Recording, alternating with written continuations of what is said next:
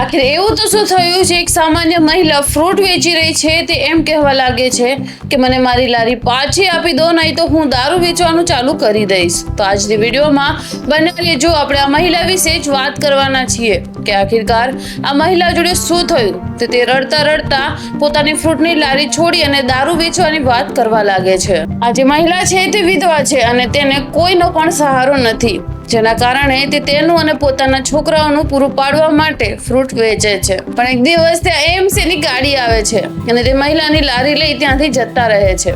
ત્યારબાદ આ મહિલા હારી થાકી અને એએમસી ની ઓફિસ પહોંચી જાય છે અને ત્યાં પહોંચી તે લોકોથી વિનંતી પણ કરવા લાગે છે કે મહેરબાની કરી મારે કોઈ જ સહારો નથી અને હું મારું પેટ પાડવા માટે આ ફ્રૂટ વેચું છું, તો મહેરબાની કરી મને મારી લારી પાછી આપી દો.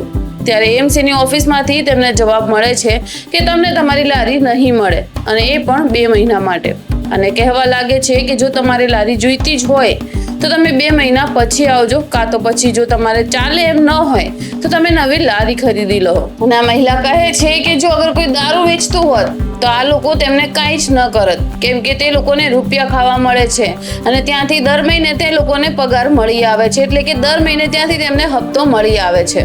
પણ અમે સામાન્ય લારીવાળા છીએ, જેના કારણે અમે તેમને આ રીતના હપ્તા નથી આપી શકતા અને આ લોકો આ જ રીતે અમારી લારી ઉઠાવી અને જતા રહે છે.